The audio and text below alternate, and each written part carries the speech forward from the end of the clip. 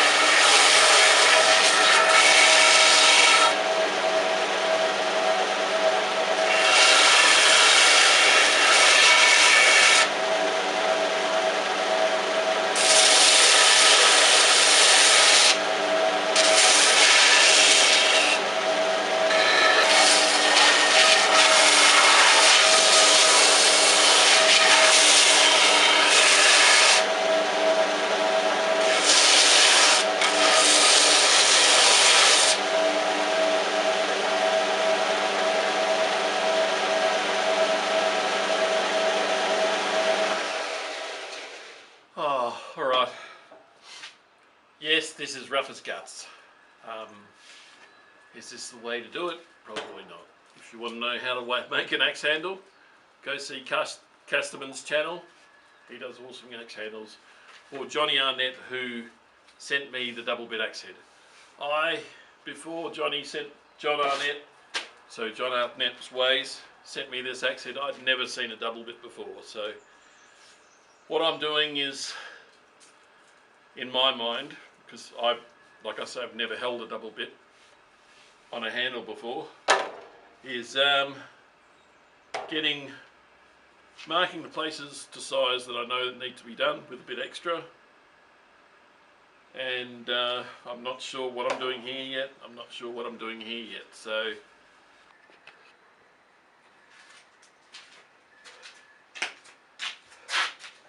yeah, g'day everyone.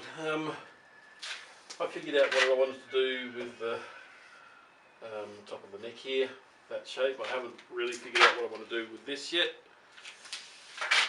Finished the shaping on the rough sand. It was 40 grit, so she came out pretty rough, looking like Fred Flintstone would use it.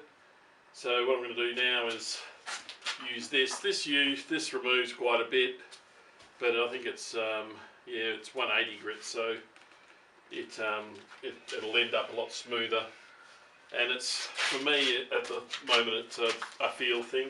I'm probably going to take more off this side and this side than this way. I think it's good that way for me. I just want to take, especially down this end, a bit more down there, create a bit more of a dip before the pommel on the end. That way I can figure out which way to shape that, and I'll bring you back. So I'll show you a bit of this. It's nothing special, it's just me sanding, so we'll go for it. Alright, cheers.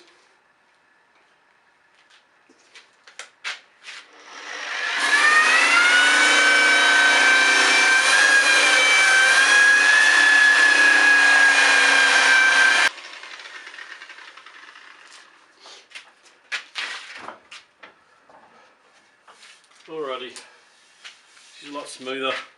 It's still really rough. The eye has been fitted, the axe was fitted to the top here, and I've just got to make the curve cut.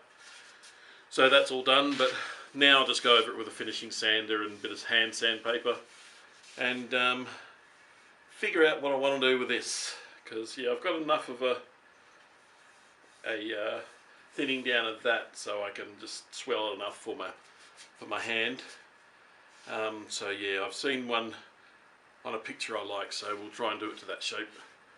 But yeah, I'm still wondering how it goes when you're looking at it in your hand compared to looking at a picture of it. So yeah, we'll go from there. I'll bring you back a bit later. Cheers. I just used a finishing sander on it. Take off any rough edges. It feels really good in the hand. That's all I do, is make that feels good to my hand, so that's all it's for. So I did a bit of a boo-boo here. I scooped out a little too much with that heavy sander, but it actually fits really well in the hand, so it's okay. And it's not going to break there, it's going to break here or there if there was a weak spot. Okay, let's put the head on. Touch wood. Alright.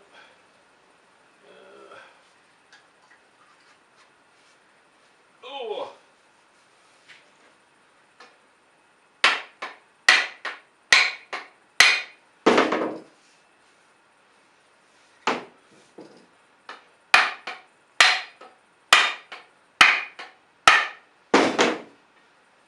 Nearly.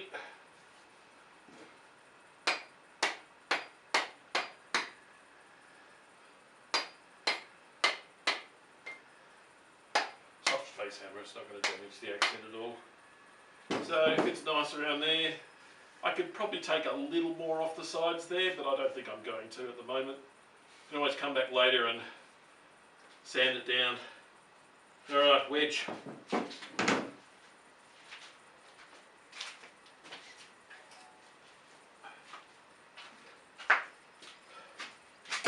Now I do pretty thin wedges. I had a bad experience with a Tassie, did an axe handle up for it, finally got it all fitted, slid on there beautifully, and put a wedge in that wasn't overly fat, but because Tassies have they join at the back there when they forge them, it split. So I'm a bit gun shy with fat wedges, and I don't use glue. So what's my reasoning behind not using glue? I don't think they've used glue for, hundreds of years. Maybe they have, maybe I'm wrong, but I don't use glue. And I haven't had an axe head come off yet. That wedge is split, but it's going on, or in.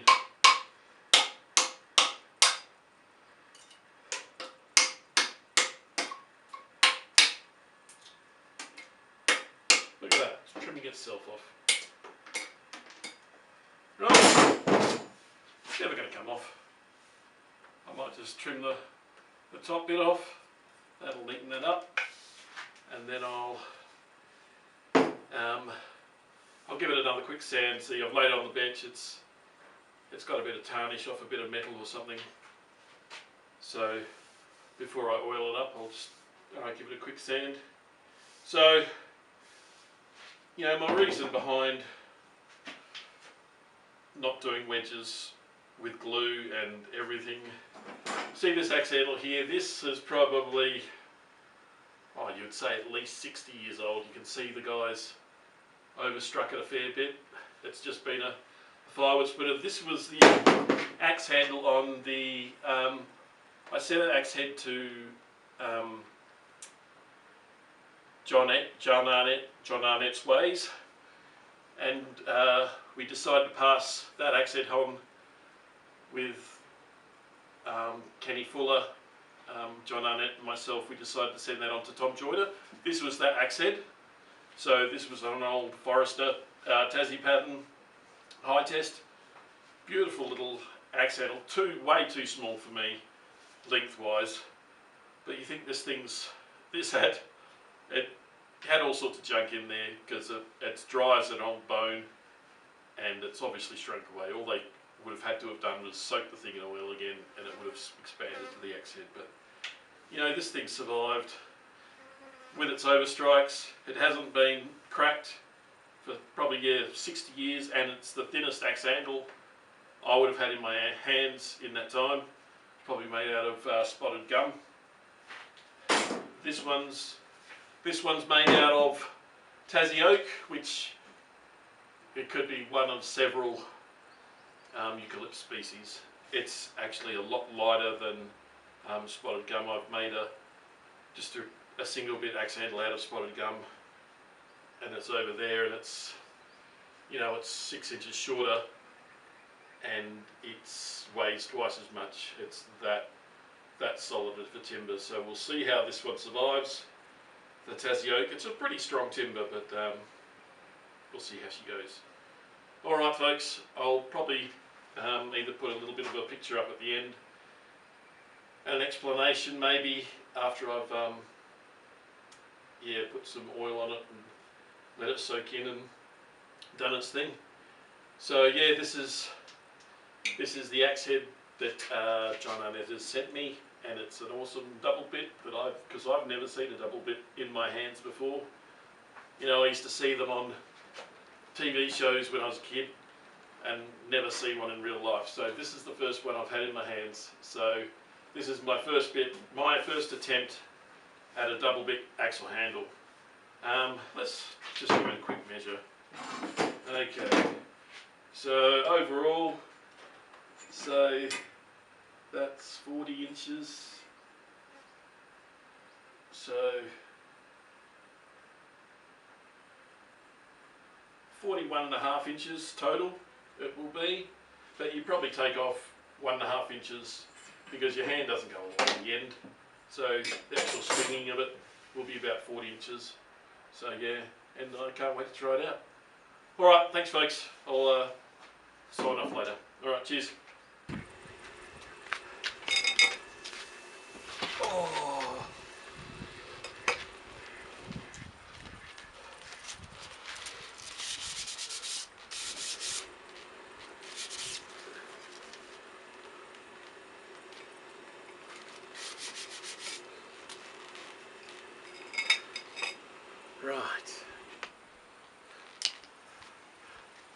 Right, just using raw linseed. It's all I've ever used. But it's good enough for a cricket bat. I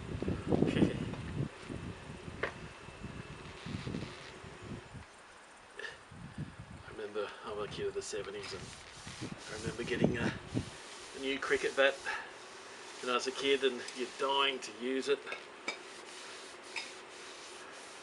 And so you're supposed to linseed oil it first a couple of times before you actually use it, because it toughens the wood up. And yeah, you'd say, what can it hurt, one ball? And for the remainder of the life of your cricket bat, you'd have this giant ding from the stitches of the cricket ball in the bat, and you go, yeah, I should have oiled it. Yeah. That's all we had when I was a kid, was those, the old willow bats that you had to oil. I remember mine was some obscure brand, but it was signed by Sunhill Gavaskar. Yeah, one of those sticky stickers on it that has got the signature. So yeah, thanks Sunhill. All the Americans going, who? Who the heck is Sunhill Gavaskar? What the heck is cricket? Yeah. So you can see it's come up darker already. I'll probably do, probably a couple of coats before I actually give it a swing. I'll leave it leaned up here against the wall and drip some of the linseed just on top so it absorbs it, and that wedge will swell up. It's a blackwood wedge and a like I said, Tassie Oak handle. So yeah, it's good to go. So thank you to John Arnett for the axe head. It is much appreciated. I feel so cool, like Grizzly Adams or someone now. One of my childhood heroes that you used to watch on telly when I was a kid. So yeah. Alright, there you go. Looks okay. Linseed oil gets darker over time. Yeah, I understand people like burning their axes and that sort of stuff. It brings the grain out, but yeah, I like the natural patina. So yeah, thank you very much. And yeah, in a episode of something else you might see me swinging this and hopefully not making a meal of it, because yeah, like I say, I've never swung one of these before. So there you go. I'm not sure what the head is. John Arnett did tell me what he suspected it was. So John, if you watch this, and you better watch this, yeah, could you comment what you think this axe head is? You think I'm not sure if it's a council or something similar, but yeah, you got the good wood on that one. All right, cheers everyone. Catch you later.